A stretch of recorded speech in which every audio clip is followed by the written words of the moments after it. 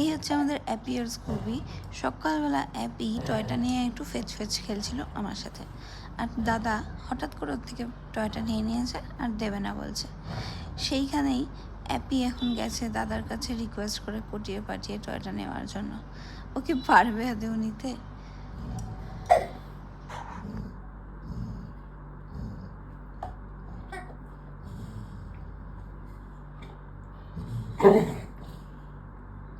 কয় না বাবা, বোনকে দাও একটু, বোনকে দাও। স্কুবি, হ্যাঁ দাও, বোনকে দাও। ধরে রাখতে পারছে না স্কুবি। বের করে নিচে, বের করে নিচে। এবার এরকমভাবে বসে থাকবে ওরা। এই স্কুবি ছেড়ে দিয়েছে, বনুকে দিয়ে দিয়েছে। স্কুবি, স্কুবি বনুকে দিয়ে দিয়েছে। ও বাবা,